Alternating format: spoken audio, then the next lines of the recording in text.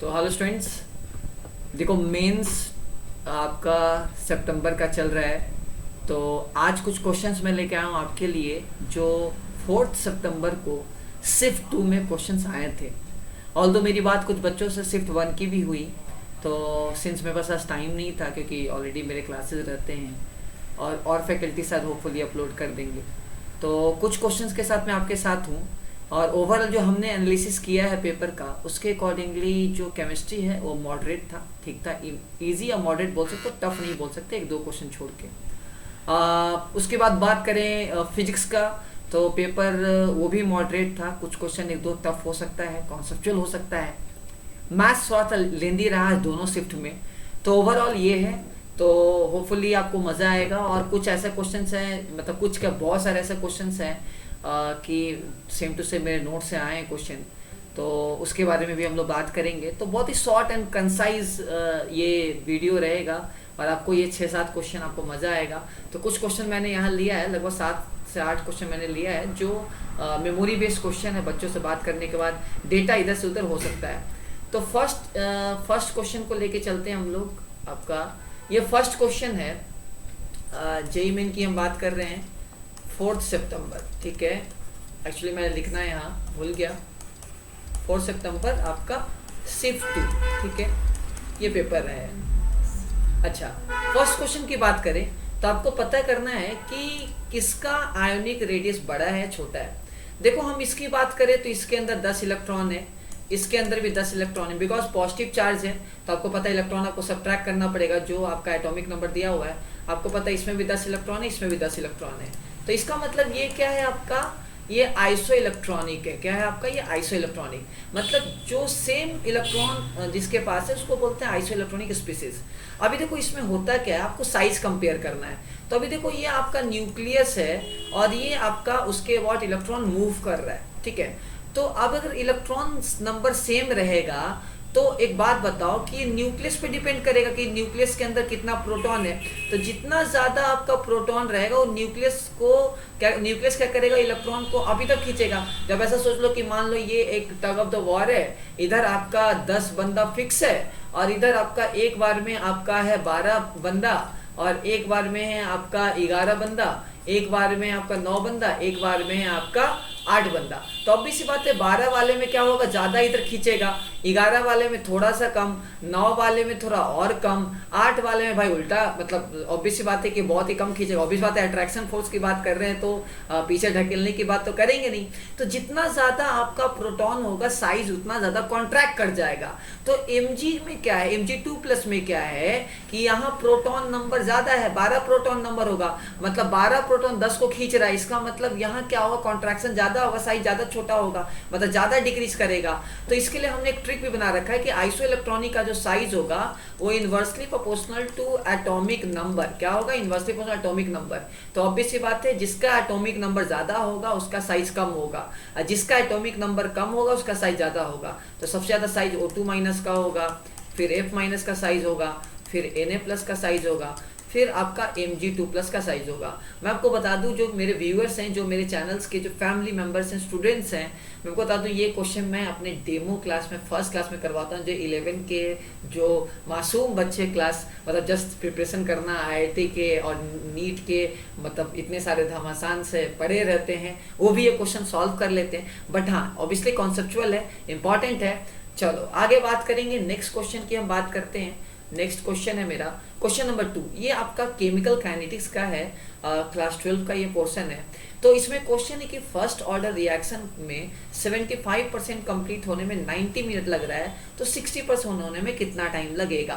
देखिए इसके लिए आपको पता होना चाहिए कि जो T75% फर्स्ट ऑर्डर का होता है वो T × हाफ लाइफ होता है, ठीक है। इसका मतलब आपको हाफ लाइफ पता चल गया। आपका हाफ लाइफ कितना है, आपका हाफ लाइफ आपका 45 मिनट है आपका, ठीक है। हाफ लाइफ आपका कितना है, 45 मिनट है। चलो ठीक है।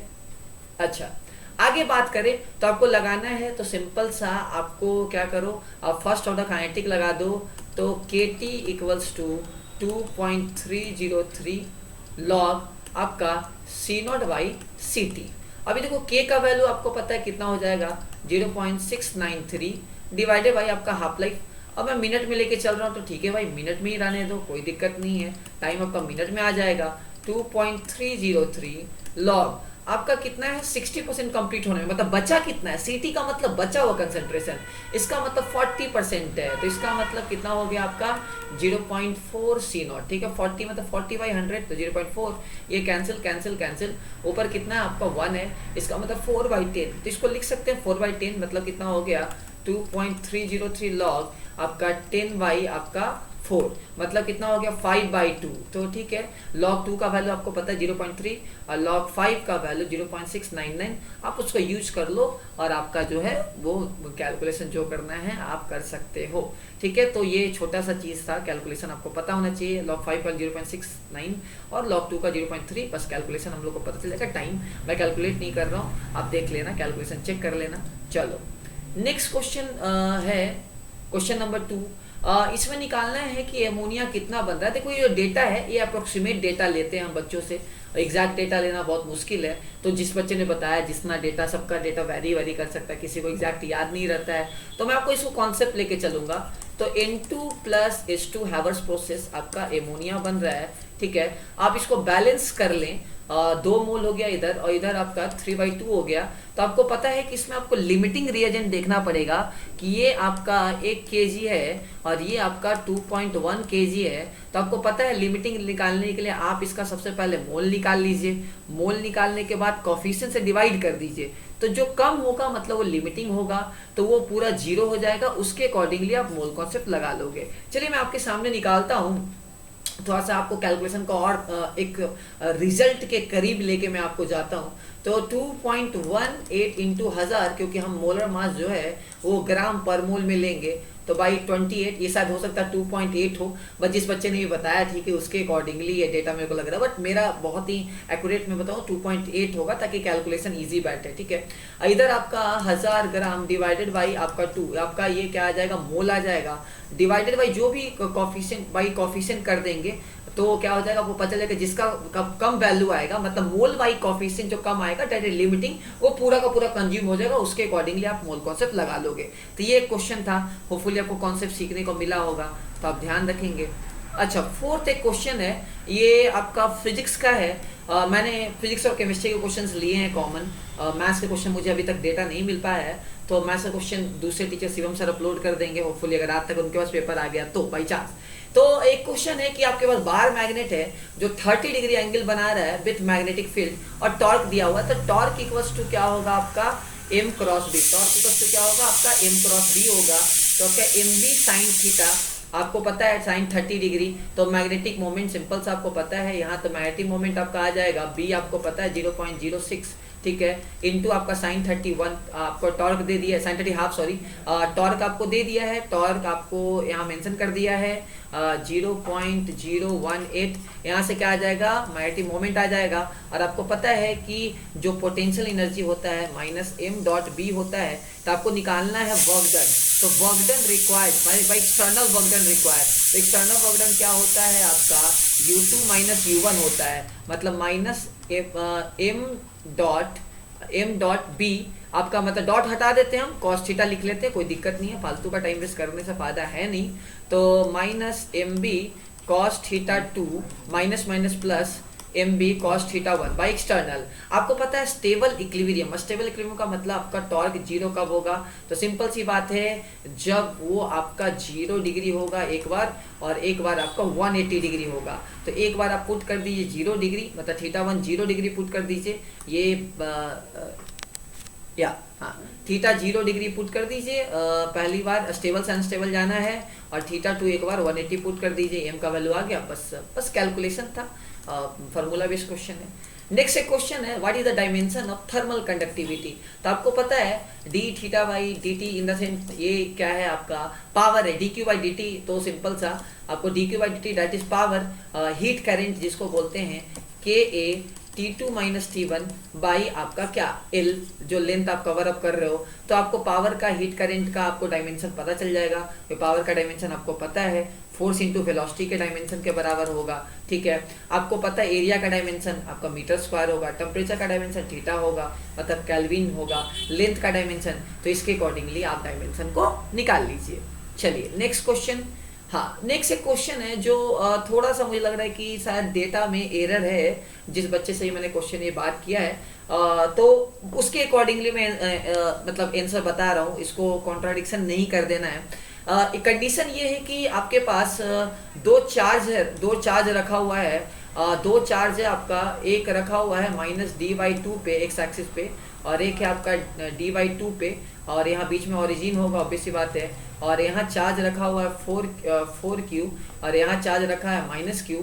एक चार्ज है जो ओरिजिन से d तक जा रहा है, तो पता करना है change in energy. I think इसमें क्वेश्चन पूछा गया होगा change in something, kinetic energy या potential energy. Overall change in energy नहीं पूछा जा सकता, क्योंकि ये प्रैक्टिकली कोई मतलब नहीं बनता, बिकॉज एनर्जी तो कंजर्व रहेगा, बिकॉज कंजर्वेटिव फोर्स, क्योंकि इलेक्ट्रोस्टैटिक फोर्स की बात कर रहे हैं, और अनलेस अनटिल हम और कोई कुछ एक्सटर्नल फैक्टर नहीं है। तो हो सकता है कि इसमें क्वेश्चन पूछा गया चेंज इन पोटेंशियल एनर्जी आप बता दीजिए, या चेंज इन काइनेटिक एनर्जी बता दीजिए।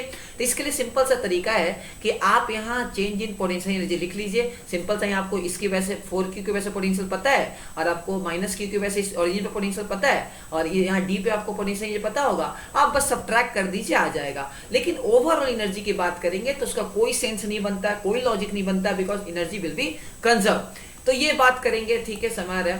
अच्छा, एक और क्वेश्चन है जो लिक्विड सॉल्यूशन का क्वेश्चन है, जो कि बहुत इजी है। आपका वेपर प्रेशर का ये क्वेश्चन है। तो आपको पता है टोटल प्रेशर आपका Rawls law PA0 into XA plus PV0 into XB, ठीक है, XB। आपको पता है कि यहाँ ये मोल दे दिया है, तो टोटल प्रेशर आपको बोल दिया है कि 550 है, ठीक है। तो आपको पता है एक XA होगा, तो दूसरा आपको ये आइडिया है, तो PA0 PV आ गया। अभी पूछा है कि प्योर का प्रेशर निकालना। दूसरा को है कि आपने 1 मोल ऐड कर दिया, तो नाउ प्रेशर बिकम 10 बढ़ गया, ठीक है, इंक्रीज बाई। तो ठीक है भाई, ये 560 हो गया। अब क्या होगा, मोल XA dash plus XB dash, या दो इक्वेशन, दो अननोन। इस ये क्वेश्चन भी आप अगर नहीं बना सकते तो भाई IIT होना तो बहुत मुश्किल है। चलो ठीक है, एक बहुत ही फेवरेट मेरा क्वेश्चन है, जो मैं हर साल जिस बैच में रोटेशन पढ़ाता हूँ उस बैच में मैं ये क्वेश्चन जरूर करवाता हूँ, चाहे वो एडवांस का बैच हो, चाहे वो मेंस का बैच हो, चाहे वो नीट का बैच हो, ठीक है। तो सपोज करो इसका क्वेश्चन का लॉजिक ये है, क्वेश्चन मैं आपको पूरा बता देता हूँ। देख सकते हो कि एक डिस्क है, वो डिस्क रोटेट कर रहा था, आप ऊपर से एक छोटा डिस्क डाल दिया। ऑल्दो मैंने जो क्लास में करवाया था उसका डायमेंशन सेम था, ठीक है। तो ये आपने छोटा डिस्क डाल दिया, तो अभी बात ये भी वेलोसिटी गेन करेगा, क्योंकि अंदर फ्रिक्शन रहेगा, तो अभी बात ये वेलोसिटी गेन करेगा, but friction will be internal force. तो यहाँ मोमेंटम कंजर्व रहेगा, एंगुलर मोमेंटम कंजर्व रहेगा। तो स्टार्टिंग में क्या होगा, I into omega, second time क्या होगा, I इंटू ओमेगा डैश, और ये क्या दूसरा जो होगा I2 इंटू ओमेगा डैश। आपको ओमेगा डैश दे दिया है, ओमेगा/2। तो आपको चेंज इन एनर्जी निकालना है, तो भाई चेंज इन एनर्जी आपको निकालना है, तो सिंपल सा हाफ आई ओमेगा स्क्वायर, पहले हाफ आई ओमेगा स्क्वायर, और दूसरी बात एक का half I omega 1 square plus half I2 omega 2 square, और दोनों का ओमेगा कॉमन हो जाएगा, ओमेगा डैश जैसे कॉमन हो जाएगा। तो आपको सिंपल सा डिफरेंस निकाल लेना है। तो आपने एंगुलर मोमेंटम कंजर्व कर लेंगे, तो हम लोग को ओमेगा डैश पता चल जाएगा। तो ये मैंने अप्रोक्सीमेट क्वेश्चन लिया था, एग्जैक्ट मुझे भी नहीं पता कि ओमेगा/2 इसने लिखा है, बच्चे ने बताया है या क्या है। तो ये मेरे 8 क्वेश्चन थे फिजिक्स केमिस्ट्री के। आपको अगर अच्छा लग रहा है रेगुलर अपडेट्स, तो 5 तारीख के भी क्वेश्चन मैं अपलोड करूंगा। आप लोग का मोटिवेशन चाहिए तो चैनल को सब्सक्राइब करो, लाइक करो, कमेंट करो, और अपने फ्रेंड सर्कल में पहुंचाओ। और मेरा जो एक्सपीरियंस रहा है इन 7 सालों का, कोटा का जो एक्सपीरियंस रहा है, मतलब इतने सालों में बच्चों को जो हमने IIT बनाए हैं, डॉक्टर बनाए हैं, उसके एक्सपीरियंस भी आप बेनिफिट गेन करो। जरूर हमें क्वेश्चन भेजो, और आपको काफ़ी कुछ इस चैनल से फेवरेट मिलेगा, जानकारियाँ मिलेंगी। तो तब तक के लिए टेक केयर, बाय बाय, ख्याल रखें और सतर्क रहें, सावधान रहें। Take care, bye.